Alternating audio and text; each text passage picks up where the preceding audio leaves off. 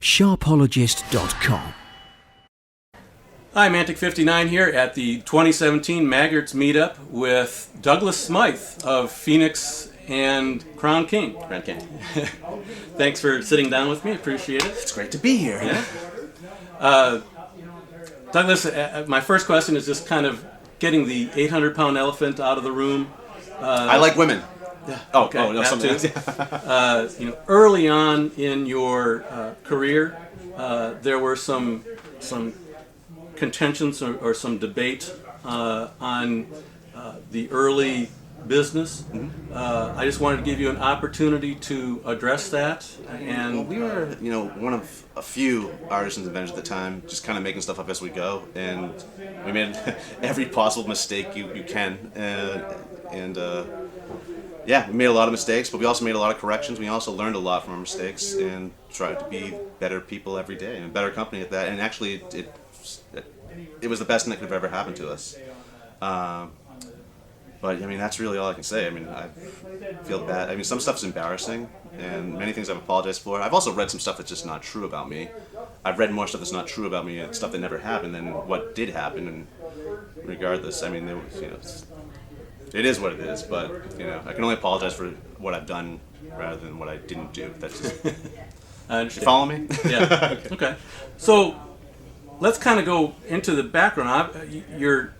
You're obviously a full-time shaving artisan now, but how did this get started? Where are you from originally, and what did you do originally, and how did you get into this crazy niche that we're all in? This is such a wacky story, Mantic.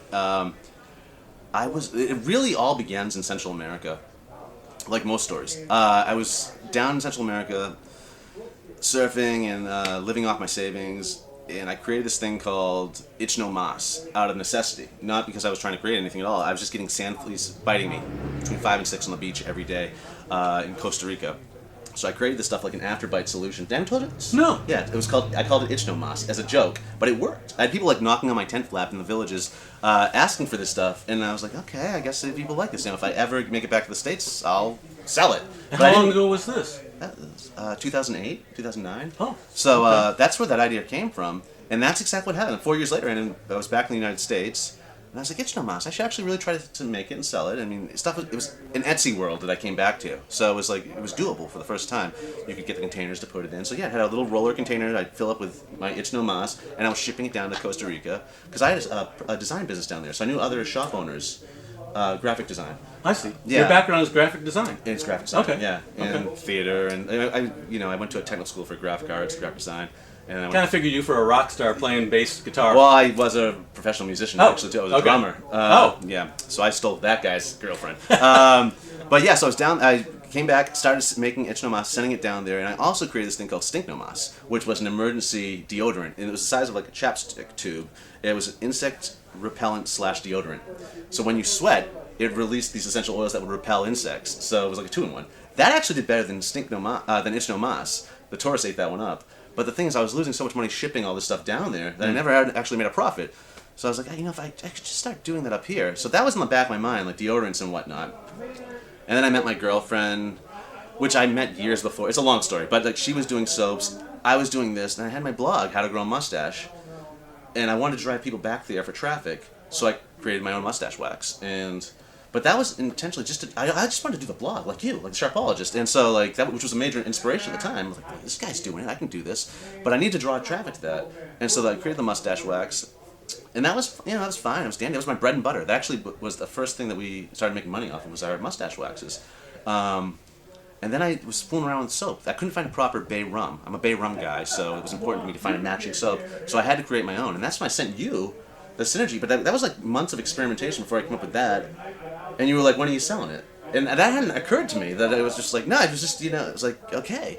So I called it howtogrowmustache.com to bring people back to the blog. That's what it was, but it took off from there. So it kind of, everything that's happening now is all just a wonderful accident. That's it in a nutshell. I could go on forever about that, but it looks like you have a lot of questions for me, so. Well, it kind of actually does lead me into another question, is you've got so many different products. Yeah. What's your development and manufacturing process like? How do you how do you get going on an individual thing and then go on to something else? I don't know. It just, I mean, like, it just really, that's how I operate. Like, it's boom, boom, boom, boom, boom. That's why I don't like working with other people often, because they can't keep up, and they can't, like, pivot like we can, So, I'll wake up in the morning with an idea. Since I do everything practically in-house, I'll wake up with an idea in the morning. By 6 p.m. that night, I can release it. I can have it out. Unless it's a perfume that has to, mature for like 4 to 6 weeks. But if it's something I can make in the moment, I can design the label, I can print the label, I can package it, I can, and have it out by 6 p.m. Not a lot of people can do that. I'm almost afraid to ask this next question, but where do you find your creativity? I did a lot of drugs in the 90s. That's what I was actually worried about him saying. No, well, yes, but I was an art student. I went to art school. I got my degree in theater. I mean, like, it's just I come from a colorful family, of crazy people, crazy Scottish people. So that's I don't know. Something happened, but it works, Well, now was the kind of the split off between How to Grow a Mustache and Phoenix Artisan Accoutrements, and then Pedal Push Your Fancies. What is actually the timeline of going from then to now? You've got the best thing I ever could have done. It really is. How to Grow a Mustache was so stilted. I mean, like, every label was the same. Yeah. Now, as a designer, I can do a label for every new. I have hundreds of different designs now. I can just do. I can make T-shirts. It freed us up to do that. Combining forces with Fran's company, Pedal Push Your Fancies, was another good thing. We'd actually done that before anyone, I guess, noticed it. But I mean, it was always on the return address, both of our companies. And if you wholesaled from us, it was on the same invoice. But some people who don't follow us think this was a new thing. When that all came out, but it was not a secret, But to officially be under like the same umbrella now, for so many reasons. Business alone, it just makes much more sense, and it's freed us up for a lot. It's a heavy weight that's been taken off our backs, so to speak. Well, but now you've actually got two separate brands going on. You've got your Phoenix brand and you've got your Crown King brand. What's the distinguishing factors for that? What are the differences there? Well, okay, so Crown King pretty much started off as a separate brand. I really just wanted to use it for a brush company. Oh. I thought I was going to be the first one to have synthetic brushes on the market. Like, no one's doing a brush company. And as soon as we got everything together, like the week before, like someone else releases the first, Plisson style knot, and then everyone else started to. So so then we were like, well, we can save this idea and we'll use it as our store brand. Like, this is what we're going to try to pitch to Whole Foods or whatnot. We'll do the Crown King line, just to differentiate that. And we only want to do 5 cents, because if Whole Foods places a huge order across the board, only offering them 5 cents, 3 or 5 cents, is much easier than 70 cents that Phoenix does. So it's a way to differentiate in that regard. But it's also a different formula too. Right. It's our high-fat formula, because that's what it is. It's higher butters. So it's been compared to tallow. A lot of people that enjoy tallow soaps enjoy our Crown King soap. I don't get it, but if that's what they think and believe, in, more power to them. Okay. Yeah. It might be a difficult question to answer, but through all the products you have, what's the most popular? Oh, I hate that question. I've been answering this question all day. I've been answering this question all day. I've not answered this question at all. We only sell stuff that sells, is what it all comes down to. So all of our stuff sells really well. Some of the top sellers, CAD. Okay, let's see. CAD is definitely a top seller, and which is a scent like Barbasol. Yeah. Gondolier is also a very, very popular scent, and it's funny because these are some of my earlier scents, but those are still and maybe that's why the numbers are higher, because I've been selling them longer. So it's really tough to say. But I watched so much stuff go out the door. It's crazy. People were asking me upstairs, like, what's the most popular? And they're all popular. I'm a vendor nowadays. I sell more than just my own brand, but the most stuff I sell is my own brand. They don't come to me to buy Floyd or something like that, even though I sell it. They come to me to buy my soaps and my aftershaves, and so that's what I'm seeing go out the door mostly. Now, was my favorite in there also? Sure. Okay. What's your favorite? Yeah. I don't have a favorite. That's the thing too. Is like I've been very lucky. This is why this is like the only possible business I could do and be successful at, because I've been lucky enough to the point that where I create stuff that I like and everyone else happens to like it too. That's the first time in my life for that. Usually it's like something you like, everyone. But that's how it was with this, and so I've been lucky in that regard. So what's next? The bar. Yeah. What's next? We are working on, well, we got the single edge razor coming on. I just see a lot of collaborations happening this year. You know what? The Big Shave West, we said it was going to be the year of the single edge. We all agreed that was the case. But I also think it's going to be the year of collaborations. And I know I'm only speaking for myself, but I've heard this a lot with the different vendors here upstairs, as well as the Big Shave West, and just there's a buzz.